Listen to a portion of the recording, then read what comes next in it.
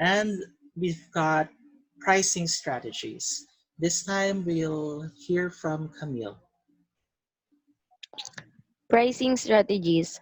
How much are customers willing to pay for the product? What should be the selling price for retailers and wholesalers? Okay.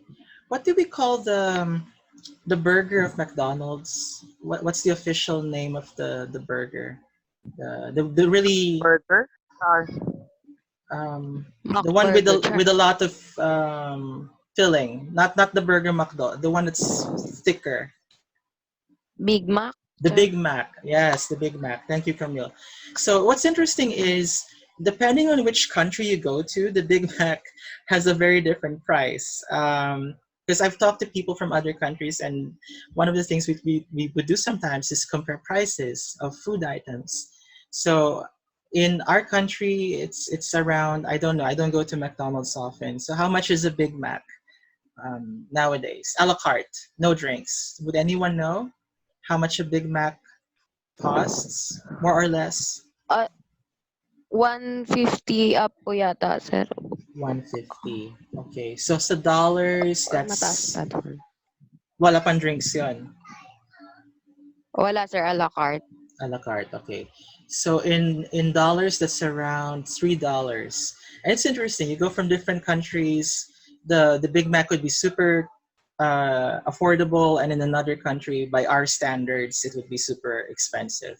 So that's what we mean by pricing strategies. It's also geographically specific.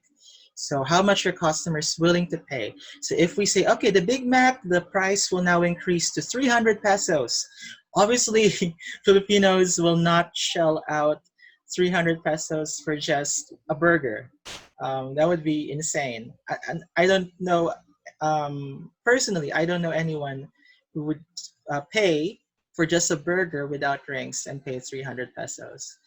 pero sir, Um, 'di ba meron pong ano, sa mga commercials nila halimbawa, nakalagay sa after nung commercial nila, price varies, ganyan. Ibig sabihin mm, nababago. mm, price varies. Pero ano yun, Joms, hindi siya ganoong kalaki yung difference between branches ng McDo. Pero pag by country, if you look by country, you can Google this actually. If you look by country, the prices are very different. Like you'd be surprised if you compare the Philippine price to another country's price because customers in different countries are willing to pay different prices for the same product. All right. So we also consider the retailers and wholesalers, the selling price for them.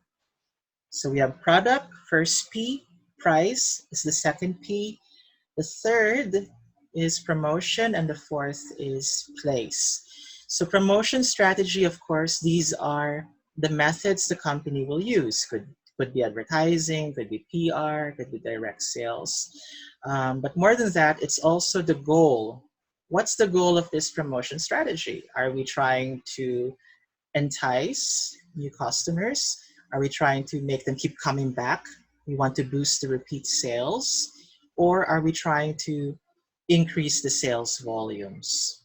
Okay. And then for place, it's a question of whether we sell directly to the consumers.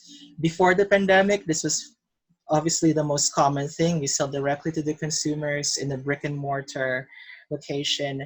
But now most of the sales are, well, one option, not most, but in the Philippines, one other option is to order via the web or over the phone or through, as mentioned here, we have also retailers and wholesalers.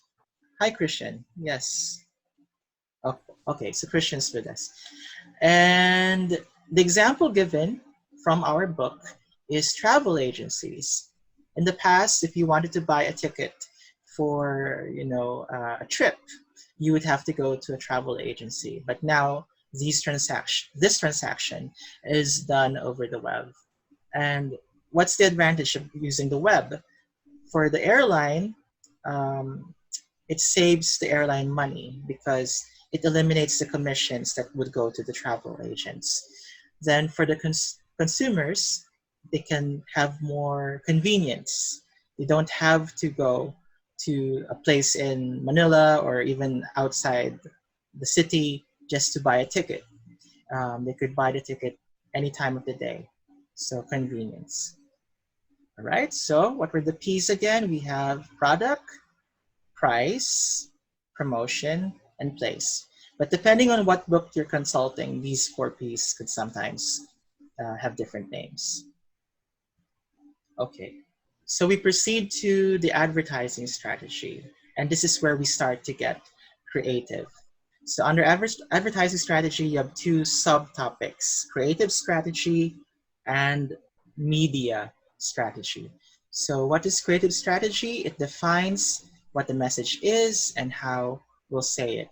It's not just about being clever or unique.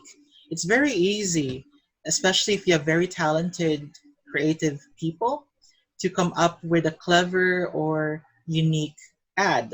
But the question is it communicating the correct message? Is it communicating the message that was agreed on between the client, the creative people, the account manager, etc.? If not, then we're not really meeting the objective or the strategy that was decided on at the beginning or the onset. And then we've got media strategy. Media strategy, on the other hand, it matches the customers with the users of specific media. So what media do the potential customers use? And then we can get even more specific. So for example, does the target market prefer to watch television, to listen to the radio, to read magazines, to surf online? And if it's television, what programs? If it's radio, which radio broadcasts? If it's magazines, again, which magazines do they prefer? So under advertising strategy, you have the creative and the media strategy. Okay, so the second major topic for today is what we call the creative brief. Okay, so a brief in this context, it's a document. So how do we arrive at the brief? And Pan, could you read please the first item? After learning about wait lang po. Yes, Tantan, it's the first one, correct. After learning about, After learning about the four P's and branding, and after identifying your current positioning and more desired positioning, you're ready to put the words action into motion. okay. So imagine we've went through several steps. We went through segmenting, we went through positioning, and then we went through branding, and then the four P's. So once we know where we are, where the client is, rather, and where we want the client and the brand to be, then we design the creative brief.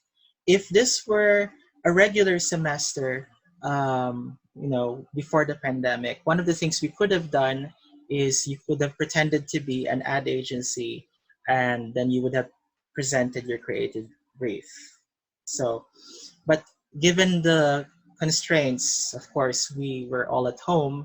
The output that you're doing, that's enough. That you come up with 10 questions and you interview an advertising practitioner.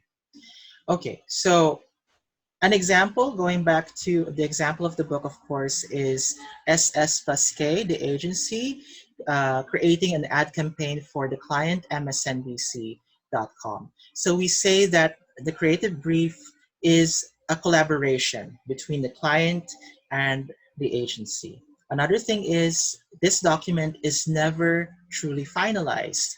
Every now and then, it's necessary to re-examine whether it actually has the market appropriateness that we're hoping it would have. So it's quote unquote from the book, a living document. It's constantly being revised. Okay, so let's look further into this topic. So let's define now what exactly is a creative brief. And Sarlane, could you read the first item, please? Document that outlines the information and objectives to inspire the creative idea, including what the advertising is trying to achieve, the main idea to be communicated, and the target audience. Okay, so the creative brief, it's not just about knowing what the objectives are. It has to be inspiring. It has to inspire both the client as well as the creative team. It has to contain the main idea and in a very fine-tuned manner clarify who the audience truly is, who is the target market, uh, if possible, pinpoint as much as possible who is the recipient of the message. Okay, so then what happens next is we propose, or the ad agency proposes the big idea, then the client will agree to the quote-unquote big idea, and this creative brief will then be a collaboration between the account planners with inputs from the client, with inputs from the account team, with inputs also from the creative director and the creatives, meaning the creative people in the ad agency. So really it's the brainchild of several people working together to draft or design an effective creative brief. And so this is an example. This is the template of SS plus K. Now, there is no one correct way of designing a creative brief. In fact, every ad agency has its own template. So you will see there, we have one moment. Okay, we have the date. Okay, so when was the brief created and when was it updated? We have the person who submitted the brief. We have the contact information. So if we want to contact the person who prepared the document, we can easily reach them. Okay. Then we also have the name of the product, the brand, or the service, which will be advertised, or which the document is being created for. Okay, which product, which brand, which service. Then we have the key fact, which is simply a concise statement. What is the situation? So this is where the situational analysis comes in. The next part is the problem the advertising must solve. So it's just a short statement.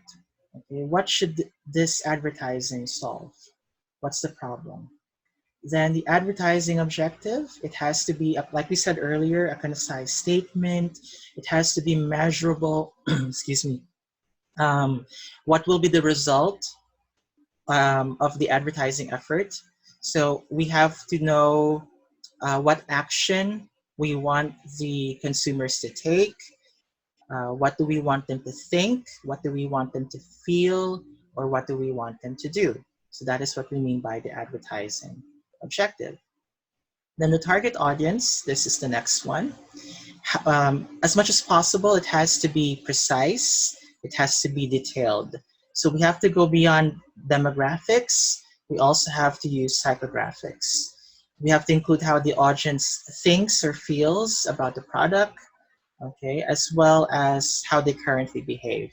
So if you recall from one of our previous Zoom interactions, we talked about the DINKS. Remember, double income, no kids. So that is a very clear acronym. It really narrows down the audience or the segment that we are focusing on, or the target audience. Okay, so then let's go to the next part. Okay, so what else do we have? We've got the key competitors. So we have to specify who are the competition, at least 3 to 4 of them. Then this is interesting. They have what we call the key promise. Okay, the single most important message to be communicated, which should be in the form of a simple sentence or no more than a few sentences. And then we also have the reason why. Okay, so this is in support of the most persuasive message or the key promise. The reason why gives us the supporting rational and emotional reasons for the target audience to behave the way we're hoping they will. To believe our key promise.